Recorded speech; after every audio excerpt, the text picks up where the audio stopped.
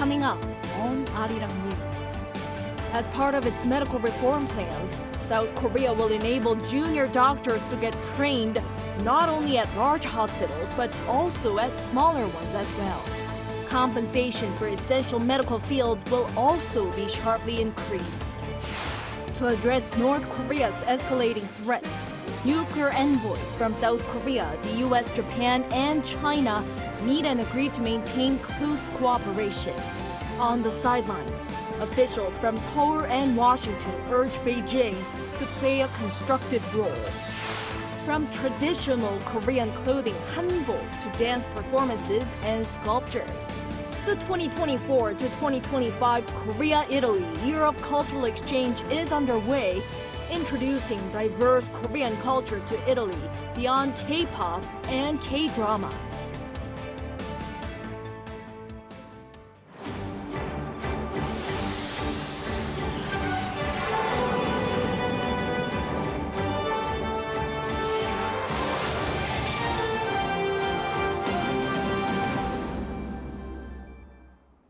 Good evening. It's 9 p.m. here in Seoul. Thank you for joining us on Arirang News. We start with the extended dispute over the country's medical reform. The government plans to enable interns and residents to get training at not only large hospitals but also smaller ones. This is to reduce their working hours and the hospital's dependency on them. In the meantime, some professors at major hospitals took another day off while patient concerns grow. Our Yoon reports. The government is going to restructure the country's medical residence training system to allow interns, residents, and other specialists to train not only in high-level general hospitals, but also in regional general hospitals and clinics. In addition, instead of the current tendency of people primarily seeking any sort of care at major hospitals, leading to competition for other non-urgent medical services, clear and distinct roles will be laid out for healthcare institutions at all levels. This could mean an increase in medical costs for those who haven't been given referrals from smaller hospitals or those with minor ailments that choose to seek care at high-level general hospitals.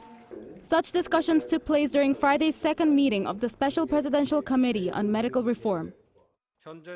The government intends to promptly discuss ways to reduce the dependence on trainee doctors in high-level general hospitals. The government also addressed the shortage of doctors in critical areas of medicine and that they will enhance compensation systems. At Friday's Central Disaster and Safety Countermeasure Headquarters meeting, Prime Minister Han Duck-soo said the government will ensure strict safety measures to ensure that all medical practitioners treating South Korean citizens are fully checked and verified. This comes as the Health Ministry announced earlier this week that it plans to allow doctors with foreign licenses to provide medical services in the country. But this will be limited to when the healthcare alert level reaches serious, as it is now due to the walkout.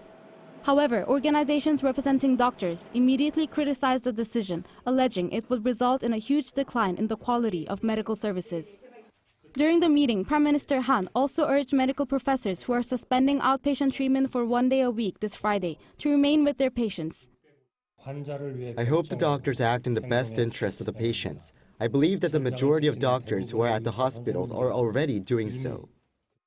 Medical professors began taking a weekday off each week starting on April 30th due to fatigue from covering for the thousands of trainee doctors who left their positions in late February. While this is not expected to lead to any major disruption to the medical system, patient concern continues.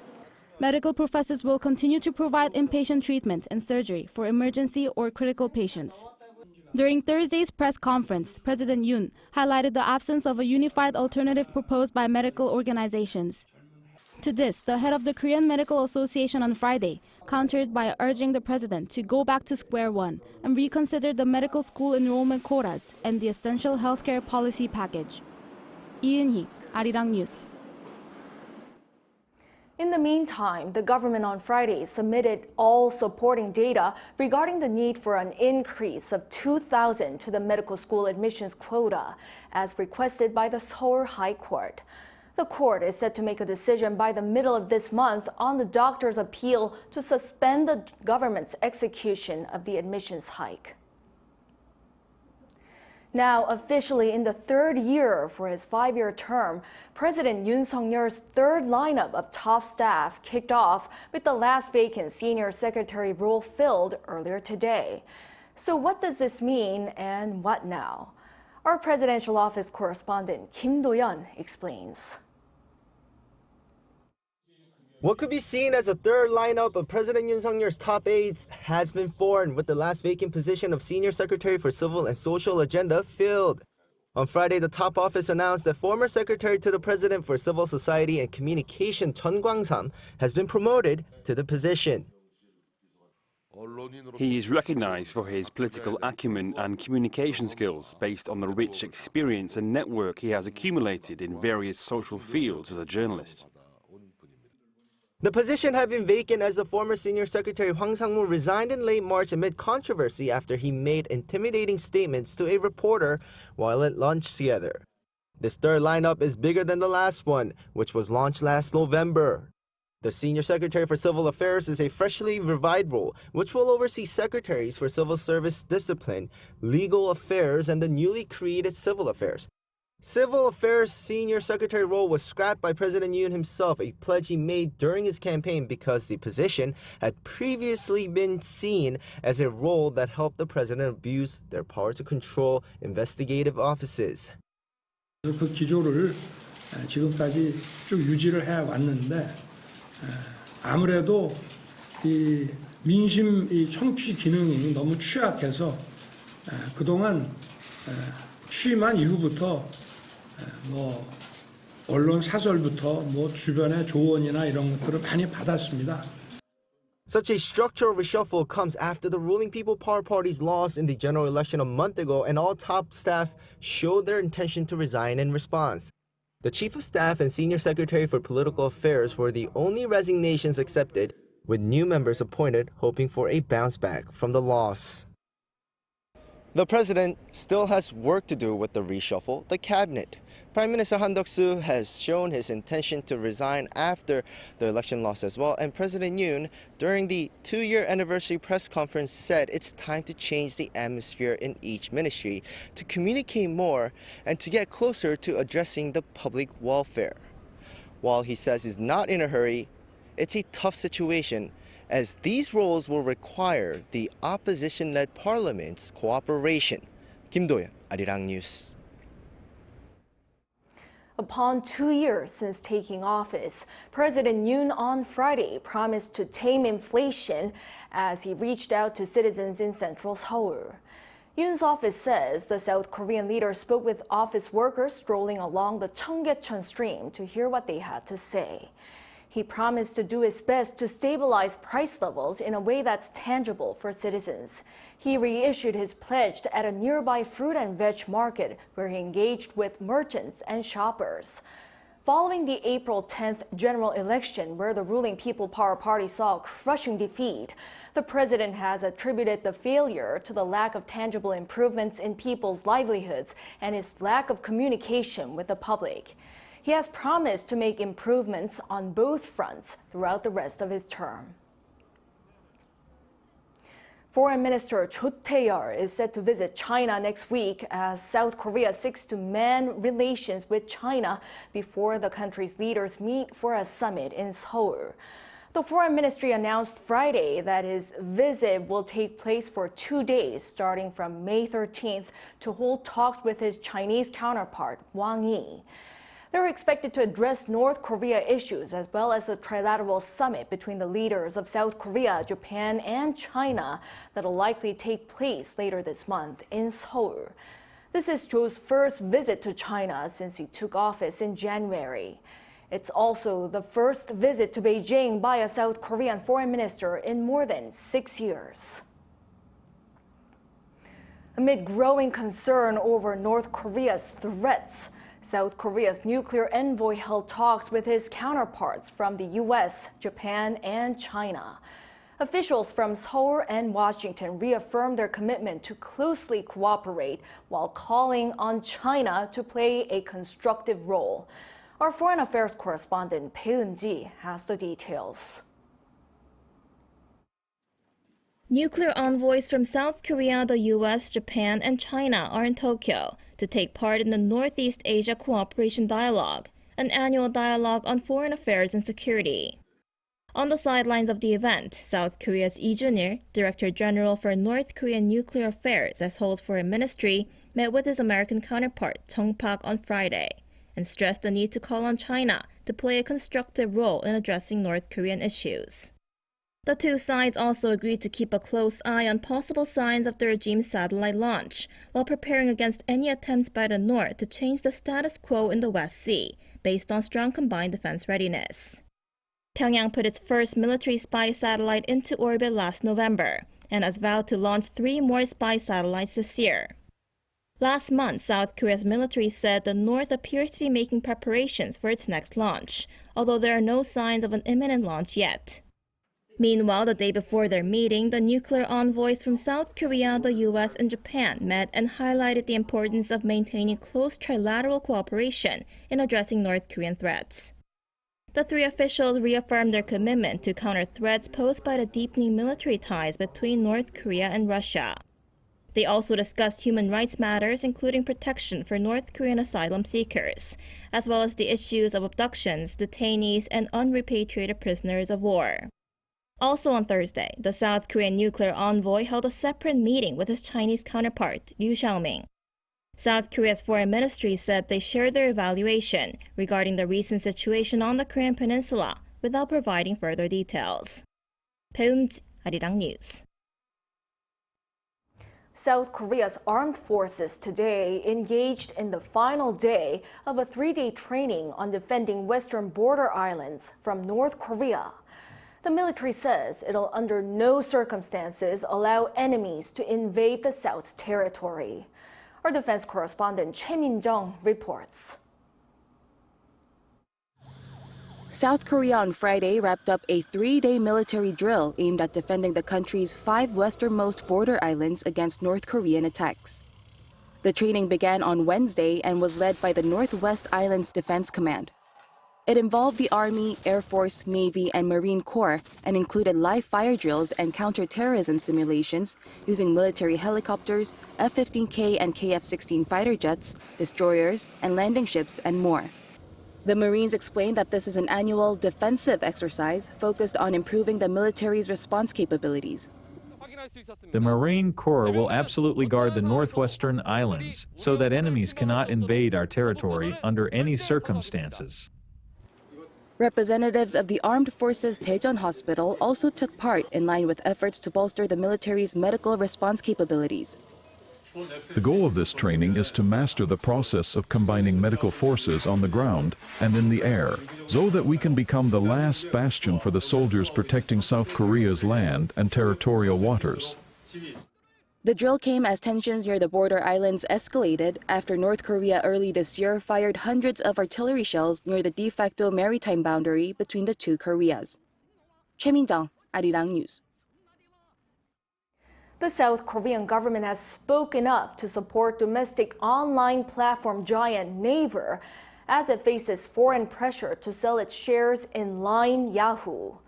On Friday, the Ministry of Science and ICT stated that the government regrets the pressure placed on Naver by the Japanese government and that it'll respond firmly and forcefully to any discriminatory action against South Korean firms. After a data leak from the messaging app LINE last year, Tokyo directed its operator to review its capital relationships, leading to an attempt to reduce Naver's control by slashing its equity. The move has faced criticism as Naver is responsible for most of LINE's technology, and the government pledged support for measures to strengthen information security at the company.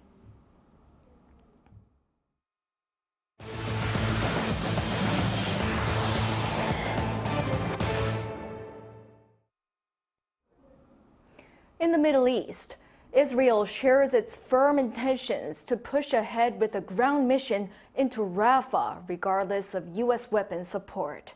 Shin Se-byuk reports.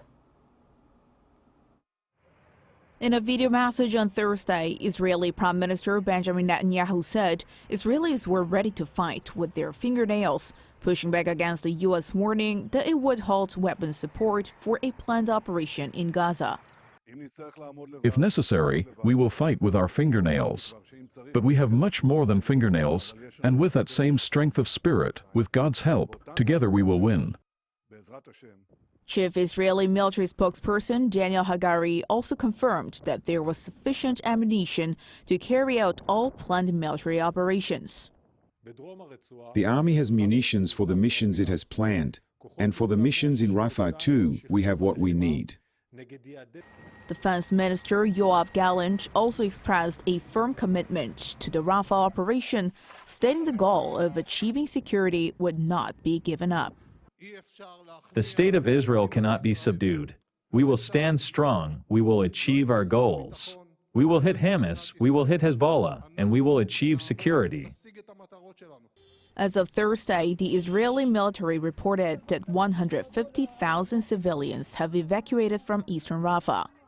They added that during the operation, at least 10 Hamas underground tunnels were discovered and 50 Hamas militants were killed. Meanwhile, the White House, while stating that the decision ultimately rests with Israel, maintained pressure, arguing that an attack on Rafah would only undermine Israel's position. An enduring defeat on Hamas certainly remains the Israeli goal, and we share that goal with them. Smashing into Rafah, in his view, will not advance that objective. This came amid reports that both Israeli and Hamas delegations have exited ceasefire negotiations in Cairo. To that, Washington said it was assessing Hamas' response to a proposed ceasefire and hostage release deal, but did not disclose any details of what was agreed. Shin Se-byuk, Arirang News.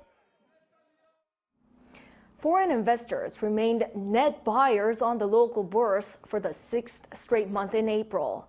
Data from the Bank of Korea on Friday showed that the total net inflow of foreign investment in stocks and bonds amounted to more than $4 billion last month. And offshore investors have maintained their buying trend since November last year. The central bank mainly attributed the net inflow in April to optimistic forecasts for local chip makers. An African culture festival kicked off in Seoul on Friday to celebrate the rich culture of African countries with the people of South Korea. At Gwanghwamun Plaza, embassies from 15 African countries and African communities in South Korea are offering unique experiences for visitors, such as food tasting and art displays. The Ministry of Foreign Affairs organized the event ahead of the upcoming Korea-Africa Summit scheduled for June to facilitate cultural exchange.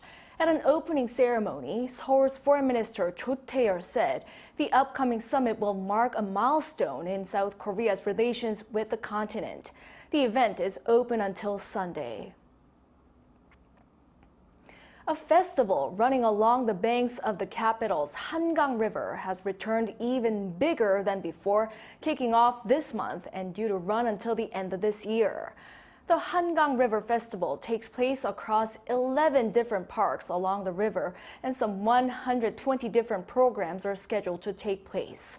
Some key attractions and events for visitors to watch out for include an audition program called the Hangang Rising Star that anyone can take part in, a floating cinema featuring a wide screen, and a river parade of more than 100 boats.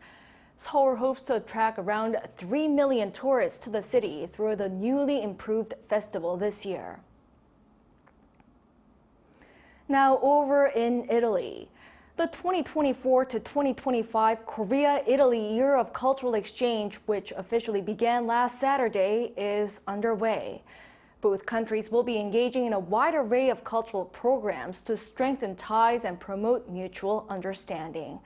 Our culture correspondent Song Yu-jin provides a glimpse of some of the main events and artists involved.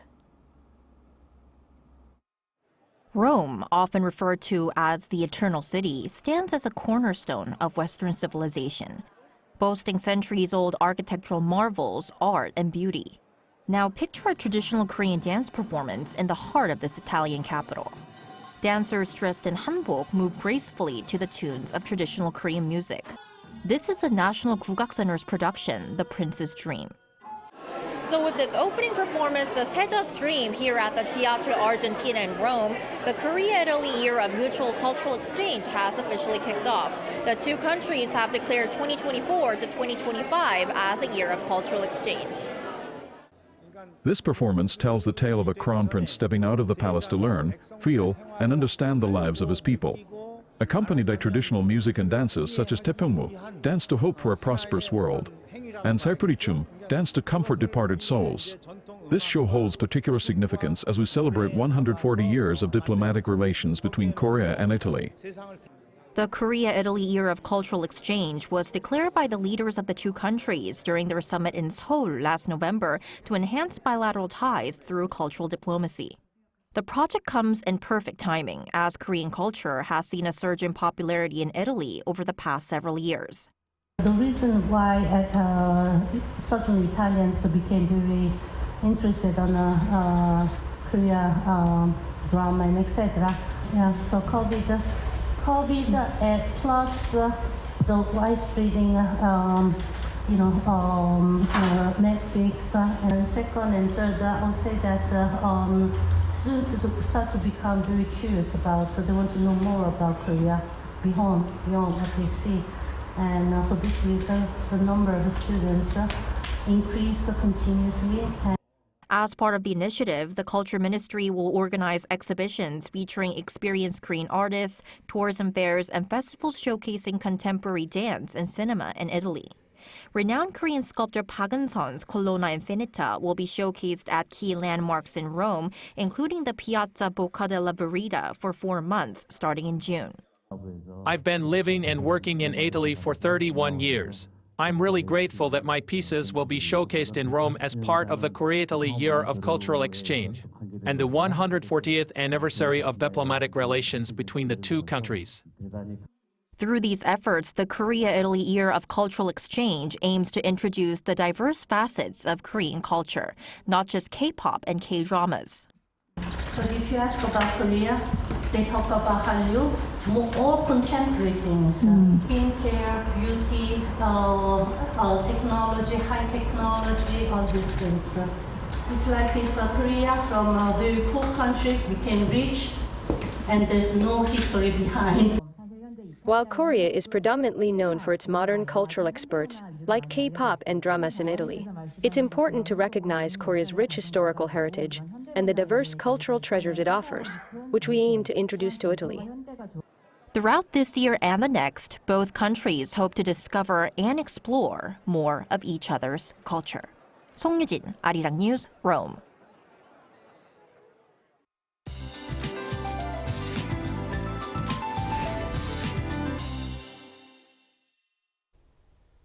It was a little chilly this morning, but the daytime temperatures rose all over the country, making huge temperature gaps. There's more rain forecast across the country tomorrow. Rain will start tomorrow morning in northern Gyeonggi-do province and northern Gangwon-do province and expand to various parts of western regions, such as Seoul in the afternoon. At night, rain clouds will cover the whole country.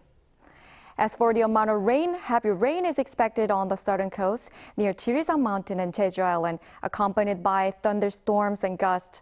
Up to 100 millimeters of rain is expected in mountainous areas of Jeju and 80 on the southern coast. Please be prepared ahead. Tomorrow morning, Seoul and Daejeon will start off at 14 degrees. Daily highs will move up to 23 in Seoul and Chuncheon, Daegu 24 degrees. This rain will last until Sunday. Clear and warm spring weather will continue for a while without any news of rain. That's all for Korea. Here are the weather conditions around the world.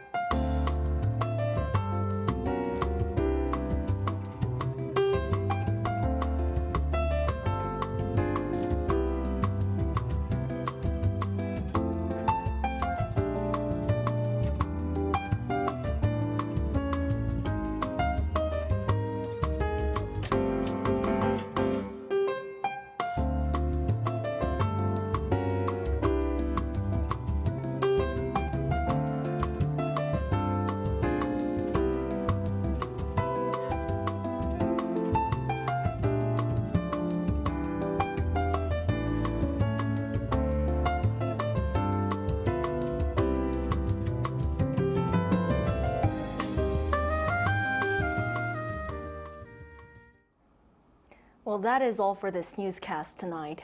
Thank you for watching. Hope everyone has a great weekend and a good night.